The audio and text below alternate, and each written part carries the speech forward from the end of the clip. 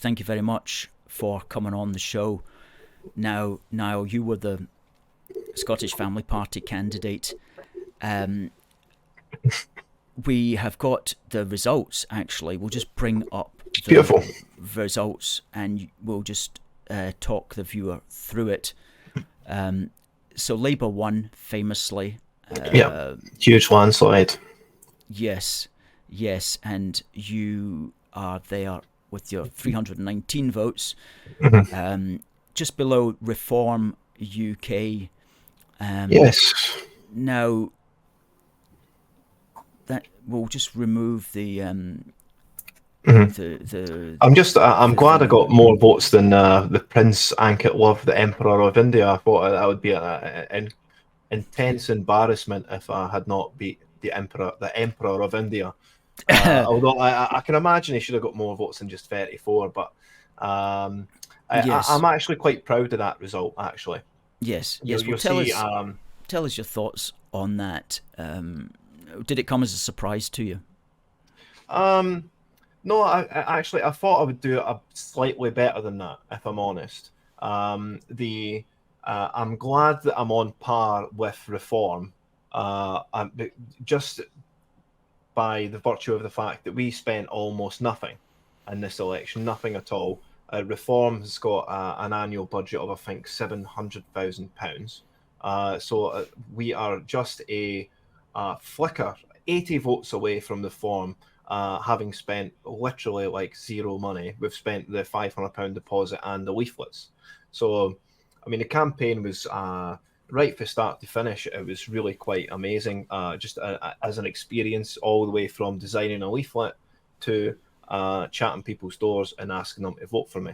So I've went full circle where we sort of, my tactic originally was to sort of dominate the high street in Rutherglen. So the high street, I was there 3 days a week. Hi Derek, thanks for saying that. So dominating the high street 3 days a week, Wednesday, Friday, Saturday, and just really pound the message into the street and into the people in the street that I'm not going away. That this question needs to be that this gender aspect that I was focusing on. It was very narrow focus. I was saying this election about defeating a lie. The lie being that you could change sex. So I had very consistent messaging on that all the way from the debates to the STV 20 seconds, which was a bit of a joke as well. I mean, all the other candidates get, well, not all the other candidates, but the quote unquote main candidates, they get a full debate show, whereas the rest of the candidates are forced to condense their message into 20 seconds, Alistair. So I don't know if you could, if anyone could convey such a complex political message over 20 seconds. Yeah, it's just impossible. Well, you say that, but I think you did it very well. I've seen the clip of your point of view. I don't know if we've got it handy, the 20-second clip. If we do have it handy, then we'll play it. But I thought you did very well. But you shouldn't have had 20 seconds. You should have had, of course, 20 minutes to explain your point of view and to be quizzed and to be able to bring out the nuances and further points that you obviously wanted to make. But sometimes it's best just to simplify it right down to 1.3 at the most, perhaps. That because people are not that politically savvy necessarily. They just want to hear the main point, and that's really all. So I think you made your point very well, and I do congratulate you on the. Thank you. On that, and also on your approach of just dominating the high street, which had its own difficulties. Just some anecdotes. So early on in the street campaign, and so it was quite a condensed, short campaign of about 3 weeks. So we were given about 3 weeks. So I was on initially when I was on the high street, I was gauging the people's reaction and stuff, and then we had a few placards, billboards, whatnot, and there was this one that stuck out and seemed to be triggering people on the street. And it was this big sign we had that says, "A man can't become a woman simple." But all the insane reactions to that, as one would expect, we've had some people calling me up saying, that's misogynistic. I'm saying, oh, go on. Where's your sign that says a woman can't become a man? Simple. And I said, well, actually, if you think about it, it reads the same, vice versa, you know. But this sign really was triggering people, so I wanted to maximize that effect. So then I just multiplied the signs. I had 3 of those signs. So I had facing both sides of the street, one facing the road, and then you were getting the peeps for people on the road. You were getting both sides of the street walking back and forth. And a lot of people, I mean, the things that encouraged me during this election was, you know, there was a situation where there was a young father walking along with a buggy and his young son holding him by the hand. And he was pointing to the sign and he says, read that, son, or can you read that? And he says, yes. Says, that's the truth and you won't learn that in school. So this is the type of thing that really does keep you going, Alistair. It's it was amazing to see some of these reactions, but it really was splitting opinion, mostly between the difference in men and women on this issue is quite stark. You know, I think women are more agreeable on the whole than men, so they're more willing to go along with this sort of fantasy type delusion or this ideology, rather than the men just saying, no, that's wrong, calling it out straight away. So I mean, I loved the campaign, frankly, and just going back to the result, we're only 1% away for the Greens. They've got 2 government ministers. They have over-representation, I believe, in Scottish politics. So the fact that we're creeping up on the Greens, creeping up on the Lib Dems, and sort of on par with Reform, makes us a force to be reckoned with. And, you know, just at the count as well. The count was interesting as well. So obviously it's like a political fanfare. You've got all these delegates for all these different parties, councillors, MSPs, MPs, you name it, they were there. And when my result got read out, all the Greens booed. All the Greens booed my vote coming in. And, you know, I don't take it personally, but again, they're not just booing me, they're booing the people who voted for me as well, which I think is just frankly disgusting. For people to have had the courage to vote for me and to vote out with the established voting blocks, but then to sort of boo people that voted for that. It's beyond the pale, actually. It's a good point. The Scottish Cabbage Party, as I like to call them, the soggy Greens, are often beyond the pale in some of the ridiculous things that they come up with. Mm-hmm. And there's been a definite change since Harvey took over, which has been for a while. But where it used to be that guy who looked like Doctor Who, you know, he'd walk about with a hat and a scarf on. You're talking about, yeah. And he was semi-intelligent and quite sensible on many things. He was also a Unionist, believe it or not, as well. And he remains so. He's still around. So he was a kind of old school Green, but I knew people who were in the Green Party at that time, and I knew a bloke. I won't be breaking any confidences when I say that he got pushed out by Patrick Harvey because he didn't go along with the sexualization of the Greens, the idea that we're going to transform this from an environmental party to basically a party that's only concerned about sexuality issues. Mm-hmm. And Harvey made that very clear, and this was going way back to the beginnings of the Scottish Greens in the Holyrood Parliament, when Harvey was the up-and-coming star. And so this guy, he got pushed out, and he would have been a candidate. He would have been the lead candidate for one of the regions in Scotland at the forthcoming Scottish election, as it was back then. And no, it was clear that there was going to be no no allowance for anybody who wasn't going along with the sexual programme.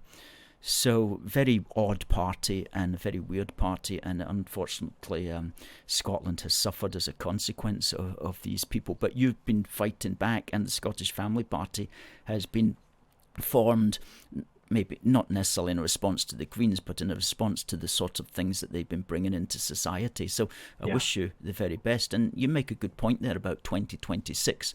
At the next election, you might be able to surpass the Greens depending upon what conditions society is in by then. Well, certainly, I think if we maintain momentum, if we continue doing what we're doing, if we keep holding conferences, doing stunts, railing against the ULEZ situation, which is a new one. We've got these signs that we're putting under the ULEZ signs that basically say, can you afford a new car?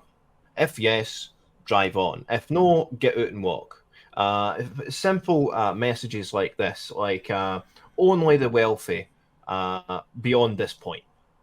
We're being very proactive in our approach to politics, and we're sort of I like to call my campaign like campaigning 2.0. I mean, everyone is so sick and tired of the SNP and the Labour's version of campaigning, which is just social media pictures. You'll see the pictures, they're out on the street with their canvassers and they've got their leaflets. Amazing response on the doors, sensational. We had brilliant conversations, not one negative conversation.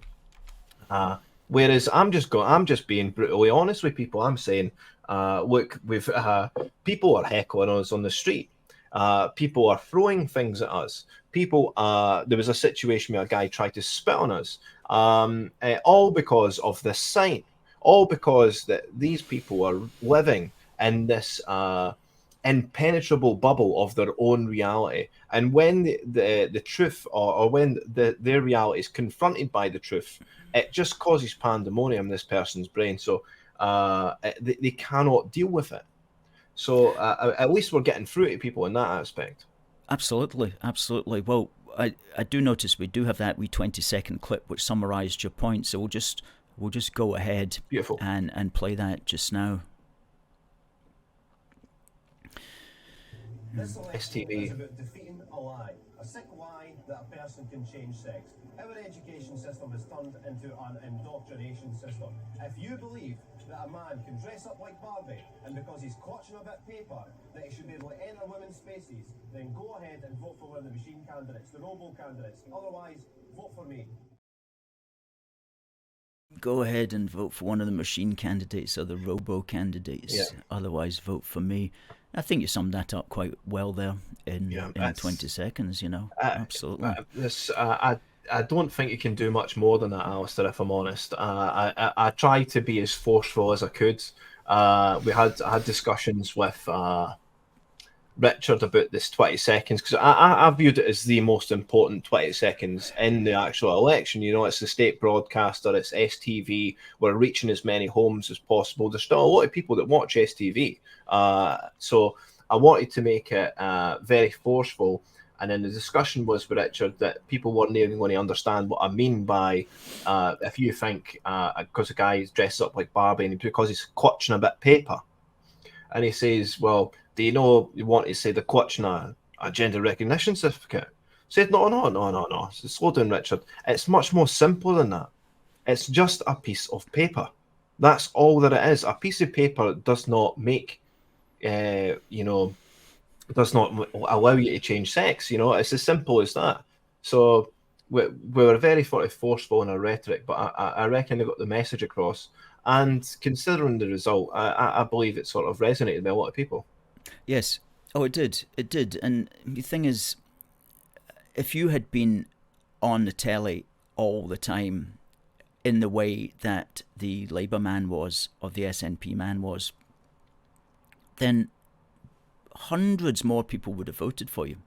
Mm-hmm. Because politics does really come down at the end of the day to the media. To the media, yeah, and being seen, and social media and these sort of independent forms of getting your own message out, it's become easier, a lot easier since, like, I was standing in that constituency back Yeah. in, was it 1990? Oh no, So you didn't have the 2001 or whatever. advantages of social Yeah. media, right? Yeah. So you can't bypass the sort of established media press corps, and at that point, that's almost insurmountable, Alistair. You know, thinking back to the 90s, it would be insurmountable to sort of come from nowhere, Yes. unless you were in the papers all the time, unless you were on the TV all the time. Yes, yes, and that's why the powers that be don't like social media and are always trying to figure out ways Yeah, of course. in which to censor it as well. I've just been reminded the name of the Green Man was Robin Harper. He was the leader, and for that first few years they managed to keep a lid on the Nutter Brigade, but when he stepped down, it was just all hands on the nutty deck, basically. I think Stuart MacDonald puts it the best. So the amount of people that I had conversations with the door that actually knew me, that actually said, "I know who you are, Niall. I would love to vote for you."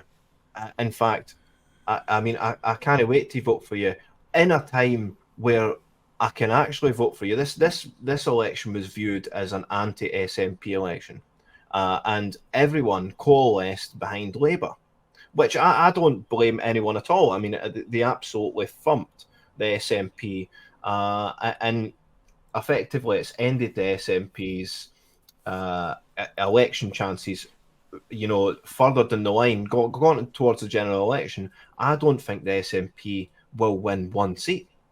I truly believe I don't think they're going to win one seat. I think it's going to be an absolute rout. It's over and done with for the SNP as far as I'm concerned. What on that sort of topic? What do you make of this lady Lisa Cameron, the SNP MP, defecting to the Tories? That seems like a huge leap. How do you? Any theories on explaining that?